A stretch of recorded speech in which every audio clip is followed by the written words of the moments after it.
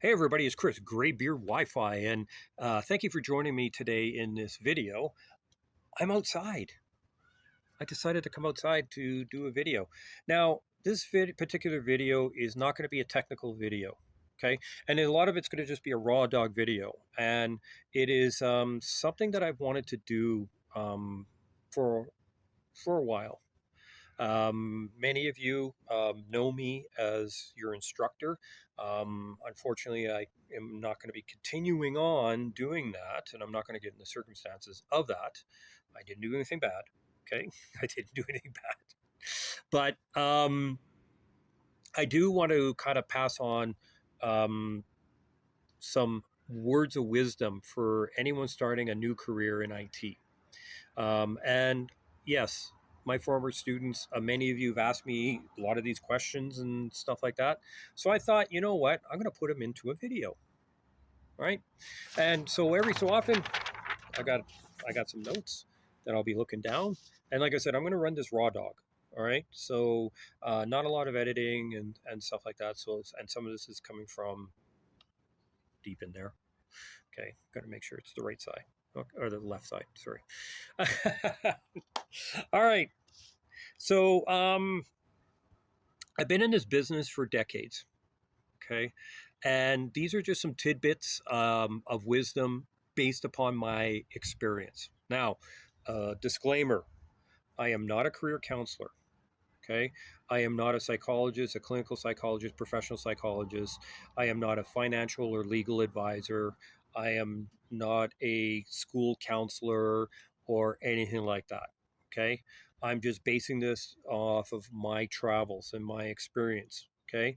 There's absolutely no guarantees here for a successful career or success at school or anything. Okay. The onus is on you. Okay. Your work and your situation to succeed. Okay. This video is for educational purposes only. Okay. All right. So we got rid of all that stuff. All right. Um, so the first thing I'm going to talk about, and this is kind of directed to those of you who are finishing your programs. Okay. The learning never ends. Okay. Um, when you go to school, so I'm going to talk about post-secondary education. I'm going to go and mention what an instructor told me and some of my classmates. Okay, the learning never ends. We only introduce you to some of the things, and we taught you how to learn in this particular business. Okay, so in the IT world, IT never stops changing. Okay, so for example, for me, uh, when I got into this, our internet was dial-up modems.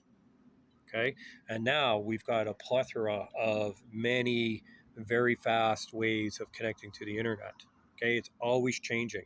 Now today we're also looking at things such as AI and cybersecurity and stuff like that. Okay, it's always changing. So degrees, diplomas, certifications, you know what? It's just a starting point. Okay. Now the real expertise comes from a couple of things. The first one I'm going to take from Dan K. Dan, if you're watching, I'm going to borrow this off of you. Okay. And Dan and I talked about this some time ago. Is curiosity. Okay. Having an insatiable curiosity about how things work. Okay. Where things are going. When things break, what caused them to break, and diving into learning about that. Okay. Having that curiosity. Also, as well, curiosity about applying the technology. Okay. Just because the technology was designed for this, it might apply to doing something else. All right. Being curious. All right. The next one, making mistakes and going through trial and error. Now, I got to be careful about with the making mistakes sort of thing. Um, we always probably heard the term, you only learn when you make mistakes. Now, that is true, but in the IT world, sometimes making mistakes especially malicious mistakes, it's not just a matter of somebody just can't connect up to the internet and check out the score in the football game last night. Okay. Our IT systems are very critical to various different things, ranging everything from money to life and limb. Okay. So when you when you do make mistakes, well, please be careful. Okay. But use it as an opportunity to learn. Okay. That and to prevent whatever caused that from happening again. Okay. Now, when it comes down to learning, as I said, it'll never stop. I, for one, am learning.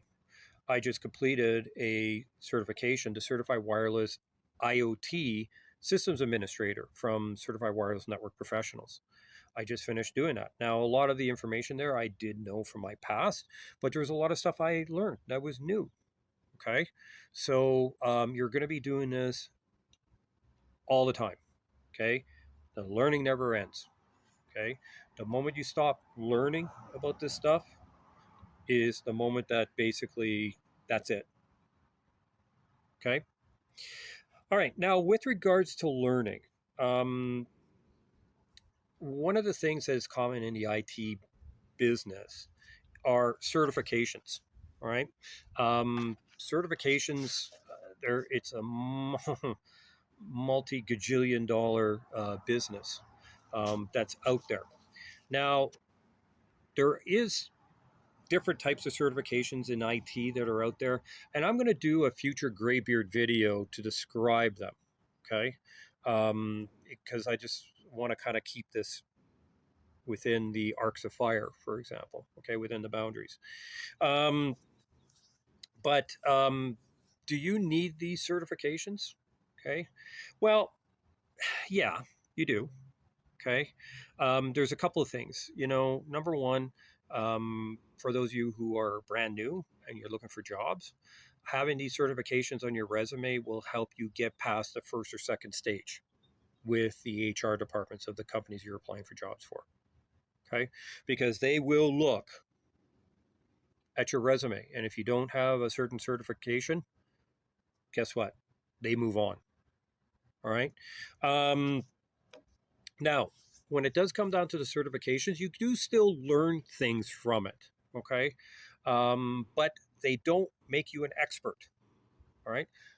I've seen in many times in my travel, you go into somebody's office and their wall is plastered with these certification certificates, okay? But they don't have a clue. They don't have a clue on to troubleshoot. They don't have a clue on how things work. They don't have a clue on how to apply things, okay? They don't make you an expert. Now, the other thing I want you to also remember um, is that there is different certifications out there. Many of them are made by marketing people, okay? And that's their sole purpose is to market. Get you familiar with that company's equipment, get you familiar with what their stuff can do. They might even turn around and say, well, in order for a support contract, you got to have so many people that have our certifications. Like I heard that might have been years ago. I don't know if it's still a go now or not. Okay. But they're some of these certifications are created by marketing people to sell their gear and their wares. Okay. Not necessarily technical folks. So there are other certifications that out there that are more technology related that will allow you to be kind of you learn about the technology and then you can build on top with the vendor certifications. That's a good way of doing it, and it's going to be I'll show that in my future video.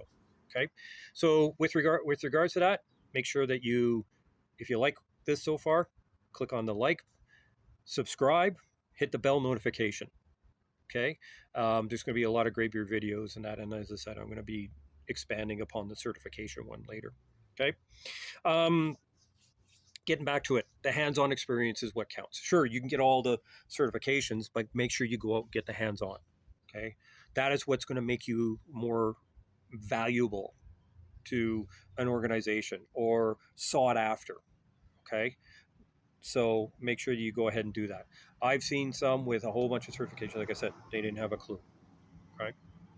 Um, all right. So as I mentioned a couple of times, hands-on is everything. Um, See it when it's broken. Okay. Fix it. Break it again. See how things work. That's how you learn. Okay. Now, don't break things in a production network. GreyBeard, me, Chris, GreyBeard, is not telling you to go break things on a production network. Okay. So what do you do to get this type of experience? The break fix sort of things. Set up your own lab. Okay. Set up your own separate network. Okay. You can air gap it if you want. Okay. But make sure that number one, you're allowed to do this. You're allowed to break things. Okay. For example, years ago, I built my own network at home. I had my own servers, switches, routers, earlier on Wi-Fi access points, and guess what I did? I configured, I broke things, I fixed things, I ran a whole bunch of data. There was a tool that I was using that had a traffic generator on it. I wanted to see what it did to a server, so that's what I did. But it was on a air gapped lab. Okay, get out there and work on that. Now, some organizations might have an air gap lab, or some people call it a sandbox. Get in there and work on things in there. All right, test things out, test and measure. Okay, and see what happens. All right. Um, Now, memorizing theory or commands, they're okay. It's better to than sitting there scrubbing through a manual or typing stuff in. But you know what? It's the hands-on that will help you out at 3 o'clock in the morning. Okay, when you get a call in saying, "Hey, something's broken," okay, or something's not working. All right. Um, Now, for many of my students, I've said this a lot: is ask questions. Now, but when you ask questions, ask them smartly. And what does GreyBeard mean about that? So before you go and asking your senior tech or network engineer or whoever it is, take this as a learning opportunity first. Go out and research first. All right. So as I mentioned, when I started, it was just a manual.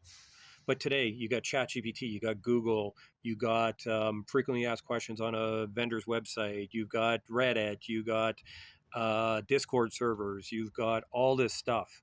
Okay, go out there, research it. All right, don't stare at a screen, or don't go running to your senior tech right away. Go out there and research it, learn about it. Okay, and if you do get to the point when you do ask, show that you've thought about it. Show that you said, hey, senior tech, here's the issue. Be very detailed with regards to the issue. Turn around and say, hey, I looked this up. I tried this. Tried that. I done some research, and I'm to the point where I can't go any further. So your senior tech is going to be very appreciative and is going to look at you in a better light. Okay. Because you know what? Number one, the senior tech doesn't have to go through everything from the beginning. Number two, you are showing them that you're willing to learn and you're willing to grow. Okay. So smart questions get better answers and a lot more respect. Okay. All right. Now, kind of on that lines, kind of progressing through, soft skills matter. So, some of them are just simple things that could go a long way. Now, as many of you know, I am not a fan of somebody showing up late.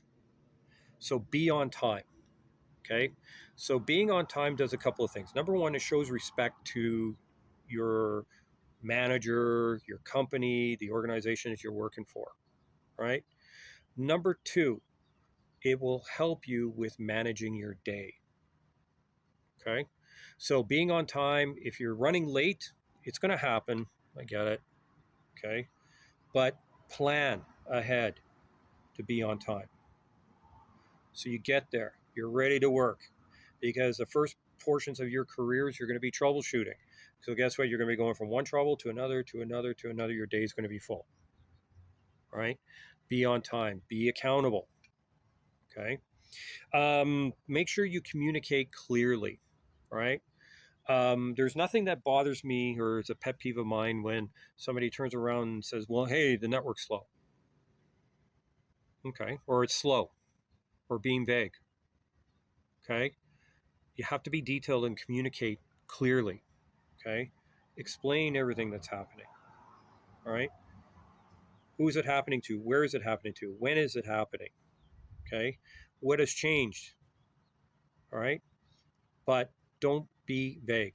Communicate clearly. Okay? The other thing, document your work. One of the first jobs I had outside of the military, the organization gave us engineering notebooks.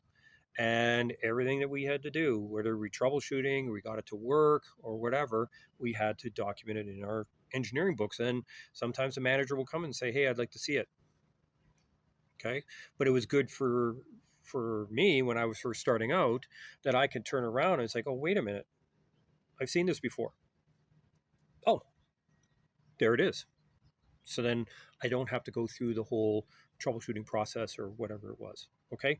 Document your work. Okay. Now, skills alone won't help if people can't rely upon you.